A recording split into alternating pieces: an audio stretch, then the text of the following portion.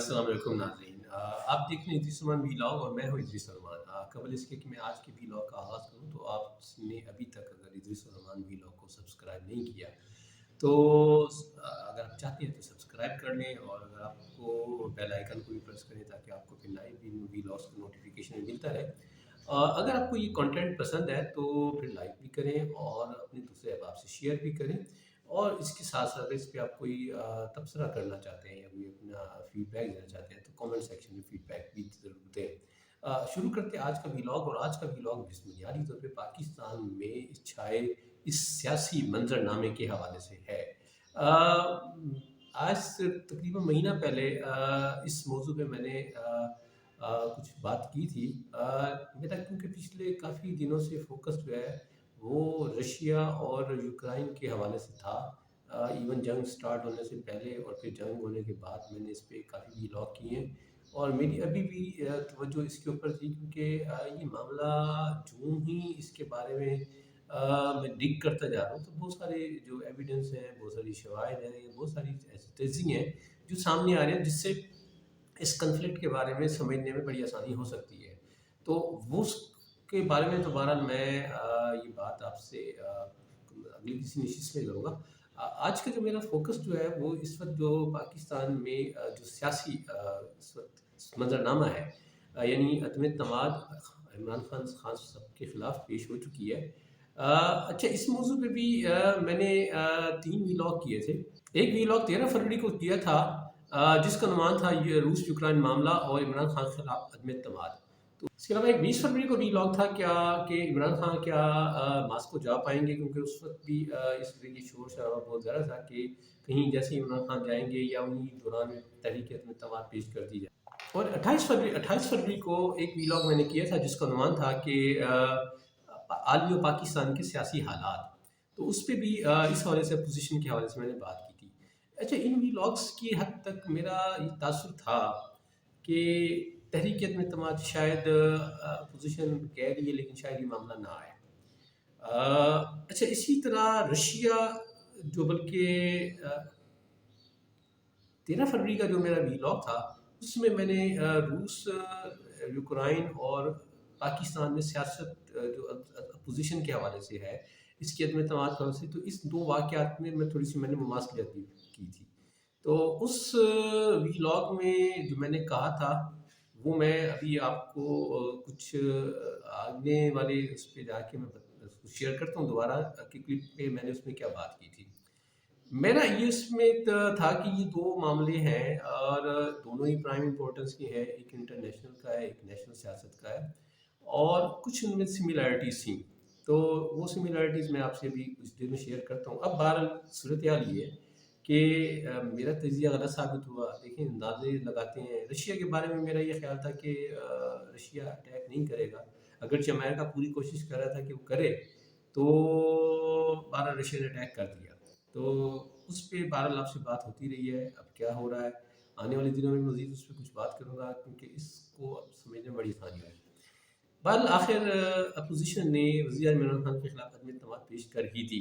अब अदम एतमाद पेश हो गई है। अब ज़ाहिर है अदम एतमाद का प्रोसेस है, 14 दिन के बाद अंदर इजलास होना होता है, फिर उस पर रायशुमारी होनी होती है, बहस होनी होती है, रायशुमारी होनी होती है, वो तो होगी।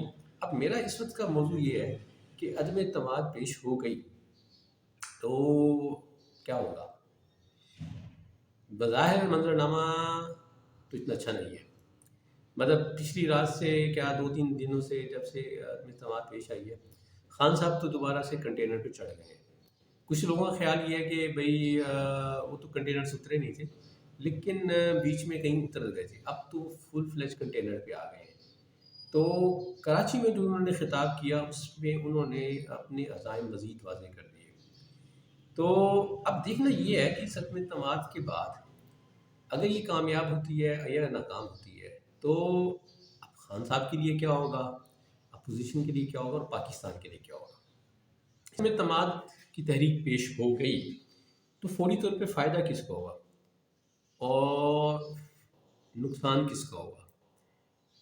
खान साहब तो फ़ायदे में है बज़ाहिर, क्योंकि खान साहब की बॉडी लैंग्वेज जो है वो थोड़ी सी बदल गई है।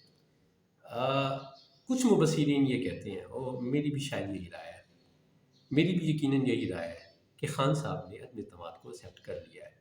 یہ خان صاحب عدم اعتماد کے لیے مطلب ذہنی طور پہ تیار ہے کہ اگر وہ ہار جاتے ہیں، کیونکہ یہ والا جو ان کا اعتماد ہے وہ ریفلیکٹ ہو رہا ہے کہ میں کسی کو نہیں چھوڑوں گا. تو خان صاحب جب اپوزیشن میں ہوتے ہیں نا تو بہت جارحانہ ہوتے ہیں. مطلب اگر آپ کو 2014 میں ان کا دھرنا اگر یاد ہے تو خان صاحب نے اپنے ایگریشن سے 12 لوگوں کو جمائے رکھا تھا. یہ کوئی کہنا آسان ہے 126 دن کا دھرنا کرنا، جب کہ وہ دھرنا بھی پٹ گیا تھا لیکن خان صاحب بھی وہاں سے ہٹے نہیں تھے. خان صاحب کے پاس 12 یہ صلاحیت ہے کہ وہ کراؤڈ پولر ہیں اور وہ کراؤڈ کو موبلائز کر سکتے ہیں. تو خان صاحب کی باڈی لینگویج سے ابھی تو یہی لگ رہا ہے کہ انہوں نے اس کو ایکسیپٹ کر لیا ہے. اپوزیشن کو کیا ملے گا؟ اپوزیشن اگر کامیاب ہو جاتی ہے تو مجھے تو نہیں لگتا اپوزیشن کو کوئی فائدہ ہوگا. اس میں خان صاحب کو اپوزیشن نے ان کی جو سیاسی استحکام تھا، بلکہ میں یوں کہوں گا کہ اس کو سیاسی استحکام دے دیا ہے. خان صاحب کی سیاسی زندگی کو ایک نئی لائف لائن اپوزیشن نے دے دی ہے. کیونکہ اس وقت جو حالات ہیں، مہنگائی ہے، پاکستان کے معاشی حالات ہیں، آئی ایم ایف کے ساتھ ایک ایگریمنٹ ہے، اور پچھلے مہینہ پہلے ایک بھرمار ہوئی ہے ٹیکسز کی، جس کے اثرات آنے والے دنوں میں مزید واضح ہوتے جائیں گے. تو یہ والا منظرنامہ بڑا مشکل منظرنامہ ہے. تو خان صاحب کو اگر عدم اعتماد ہو جاتی ہے اور وہ پرائم منسٹر کی سیٹ سے نہیں رہتے تو ان کے لیے تو ہو گئی آسانیاں، ان کے لیے تو ہو گیا فائدہ، ان کی تو مل گئی نئی زندگی. اپوزیشن اگر حکومت بنائے گی تو وہ کیا کرے گی؟ وہ کہاں عوام کو ریلیف دے سکے گی؟ اس کے پاس کیا ہے دینے کے لیے؟ یہ ہے $1 ملین کا سوال. اچھا، اپوزیشن پہ خان صاحب جو ہے اس عدم اعتماد کے پیش ہونے سے یہ الزام بھی لگا رہے ہیں کہ اپوزیشن جو ہے بیرونی ایجنڈے پہ چل رہی ہے. خان صاحب اس بات کو اسٹیبلش کرنے میں بظاہر کامیاب ہوتے نظر آ رہے ہیں. ان کی خلاف عدم اعتماد میں بیرونی ہاتھ ہے. دیکھیں بات یہ ہے کہ میں کسی کے کردار کے بارے میں مطلب اس طرح بات نہیں کہنی چاہیے، نہ میں یہ کہنا چاہ رہا ہوں کہ میر محمد نواز شریف یا میر محمد شہباز شریف، مولانا فضل الرحمان یا یاسر زرداری یا بلال بھٹو زرداری جو ہے وہ محب وطن نہیں ہے. لیکن حالات کے مطابق آپ کا عمل جو ہے یہ ثابت کرتا ہے کہ آپ کا جو عمل ہے وہ ملک کے مفاد میں ہے یا ملک کے مفاد کے خلاف، یا آپ کسی کے ہاتھ میں کھیل رہے ہیں.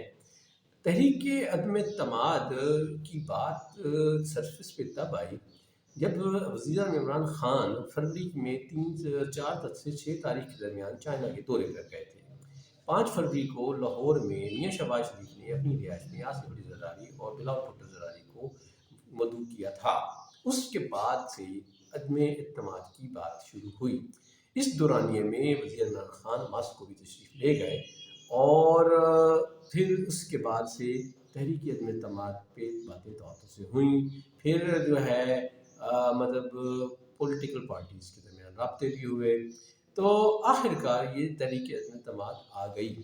اس تناظر میں جب وزیر عمران خان رشیا تشریف لے گئے تو اگرچہ اس پر یہ بھی تھوڑی ریزرویشن تھی کہ آیا وہ رشیا کے دورے پر جا پائیں گے. بالآخر وہ دورے پہ چلے بھی گئے. اس بات پہ بڑے تبصرے بھی ہوئے. عمران خان کے ناقدین نے ان کو لگے ہاتھوں لیا کہ جی وہ ان کا دورہ غلط ہے.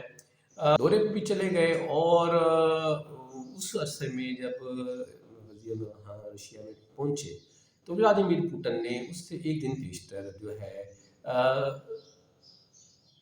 یوکرائن کے اندر جو علاقے کی جو تحریک چل رہی تھی، جو ریاستیں تھیں، اس کو علیحدہ ریاست تسلیم کر لیا، 2 علیحدہ ریاستیں تسلیم کر لیا، اور وہاں فوجیں داخل کر دیں جو کہ امن کو قائم رکھنے کے لیے.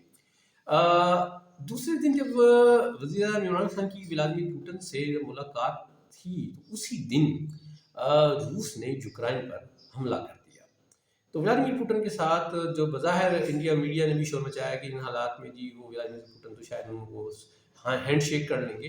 तो जो आधे घंटे की मुलाकात थी वो 3 घंटे पे चली गई और व्लादिमीर पुतिन ने दुनिया को ये पैगाम दिया कि क्रेमलिन में वो एक इस्लामी मुल्क और जो कि एटमी ताकत का हामिल भी है कि वज़ीर-ए-आज़म को साथ बिठाकर उन्होंने 3 घंटे दुनिया को जो पैगाम देना था दिया। और वो पैगाम बुनियादी तौर पे वाशिंगटन को भी दिया। इस नज़र में अगर देखें तो इस वक्त जो टाइमिंग को देखें, फिर उसके बाद अमरीकी सफ़ीर भी पाकिस्तान में आ गए और उन्होंने अपोजिशन से मुलाकातें भी करनी शुरू कर दी। तो फिर ये शक जो है ये तक़वियत पकड़ता है कि इमरान खान जो कहना चाह रहे हैं वो बादल नज़र में ठीक लगता है। क्योंकि मौज़ू तवील हो रहा है तो इसलिए मैंने सोचा कि इसको मैं 2 हिस्सों में तक़सीम कर लेता हूँ।